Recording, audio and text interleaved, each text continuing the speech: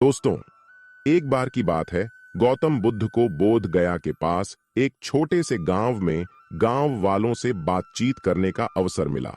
वहां के लोग उनके उपदेशों को सुनने के लिए उत्सुक थे और उनसे अपने जीवन में सकारात्मक परिवर्तन लाने का तरीका पूछने लगे।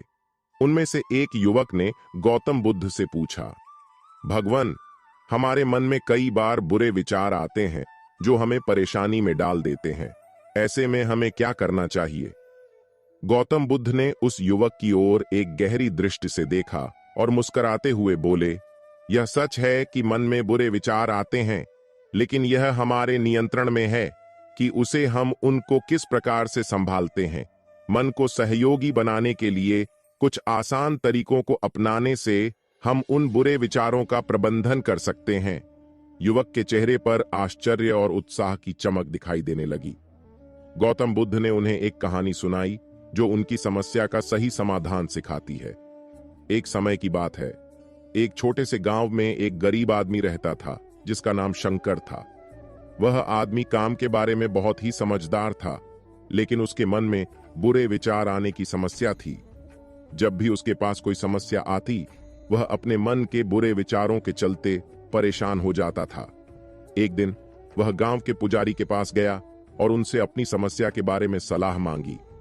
पुजारी ने उससे कहा, बेटा, मन को नियंत्रित करने के लिए तुम्हें एक आदर्श व्यक्ति से मिलना होगा जो तुम्हारा उचित मार्गदर्शन कर सके। तुम गांव के सबसे बुद्धिमान व्यक्ति से मिलो और उससे सीखो कि कैसे वह अपने मन को सामंजस्य पूर्ण रूप से नियंत्रित करता है। शंकर ने पुजारी की सलाह मानी और गांव में सबसे बुद्धिमान व्यक्ति के पास जाकर उससे मिलने का निर्णय लिया। शंकर ने उस बुद्धिमान व्यक्ति से मिलकर अपनी समस्या सुनाई और उससे सलाह मांगी। वह बुद्धिमान व्यक्ति मुस्कुराते हुए बोला, बेटा, मन में बुरे विचार आना कोई आश्चर्य की बात नहीं है। सबके मन में बुरे विचार आते हैं, लेकिन हमें उनका सही समय पर प्रबंधन करना सीखना चाहिए। सबसे पहले हमें यह जानने की कोशिश करनी चाहिए कि हमारे मन में बुरे विचार क्यों आते हैं। हमारे मन में बुरे विचारों की उत्पत्ति के पीछे कई कारण हो सकते हैं।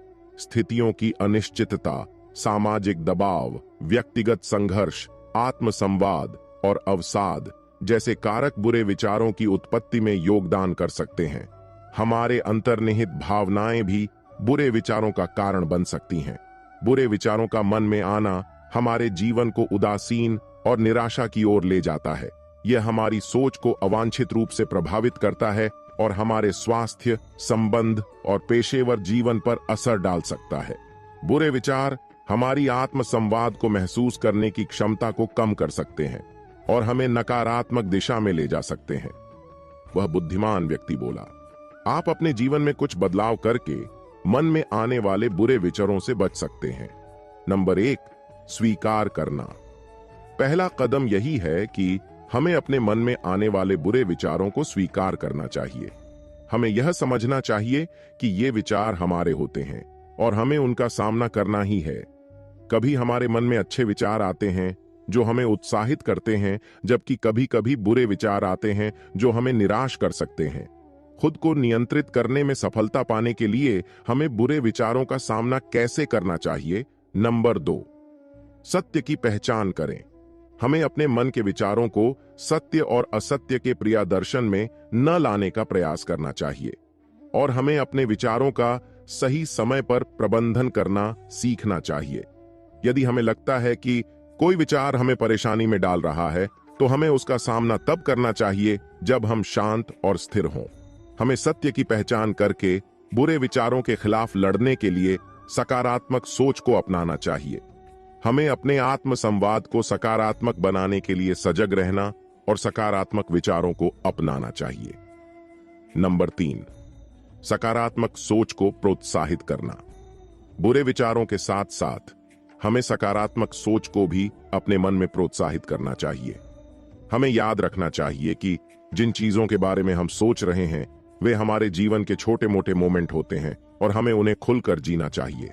मन में बुरे विचारों का सामना करना आम बात है, लेकिन हमारे पास उनका प्रबंधन करने के तरीके होते हैं। सकारात्मक सोच, मेडिटेशन, व्यायाम और सही आहार के साथ हम अपने मन को स्वस्थ और खुश रख सकते हैं। साथ ही विचारों की जांच, संवाद और सेल्फ केयर के उपायों से हम बुरे विचारों का प्रबंधन कर सकते हैं और सकारात्मक दिशा में बढ़ सकते हैं। नंबर 4, ध्यान और मेडिटेशन। ध्यान और मेडिटेशन के माध्यम से मन को शांति प्राप्त होती है। यह मन की आफत को दूर करने में मदद करता है और सकारात्मकता को बढ़ावा देता है। नंबर 5, नियंत्रण। हमें हमेशा याद रखना चाहिए कि हमारा मन हमारे नियंत्रण में होना चाहिए। हमें अपने आप को मन का मालिक नहीं बनने देना चाहिए। हमें उसे वश में रखना चाहिए, न कि विचारों के बवंडर में उलझने देना चाहिए। शंकर धीरे धीरे उन सभी सलाहों को अपने जीवन में लाने लगा। वह ध्यान, प्रार्थना और सकारात्मक सोच की प्रवृत्ति बनाने का प्रयास करने लगा। जब भी उसके मन में बुरे विचार आते, वह ध्यान में लगकर उन्हें सामंजस्यपूर्ण रूप से प्रबंधित करने का प्रयास करता था। दोस्तों, बुद्ध ने संगति की महत्वपूर्णता को भी बताया। हमें सकारात्मक और आत्मसंवादी लोगों के साथ समय बिताने की कोशिश करनी चाहिए, क्योंकि ऐसे संगति हमें बुरे विचारों से दूर रखने में मदद कर सकती है। गौतम बुद्ध के उपदेशों के आधार पर मन में बुरे विचार आने पर हमें ध्यान की प्रवृत्ति बढ़ाने, सत्य की पहचान करने, सहनशीलता को विकसित करने, मिताहार का पालन करने, साधना का प्रयास करने और संगति की महत्वपूर्णता को समझने की आवश्यकता होती है। ये उपाय हमें मन के बुरे विचारों का सही तरीके से प्रबंधन करने में मदद कर सकते हैं और हमें एक सकारात्मक जीवन जीने में सहायक हो सकते हैं। बुरे विचारों का सही तरीके से प्रबंधन करने के लिए हमें अपने मन की निगरानी करनी चाहिए। गौतम बुद्ध के अनुसार ध्यान, प्रार्थना, सकारात्मक सोच और नियंत्रण में रखना हमें बुरे विचारों से बचने में मदद कर सकते हैं।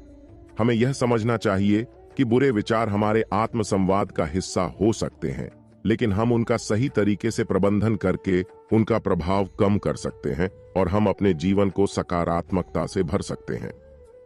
दोस्तों, इसी तरह और भी मोटिवेशनल वीडियो देखने के लिए आप हमारे चैनल को लाइक करें, शेयर करें और सब्सक्राइब करें। धन्यवाद।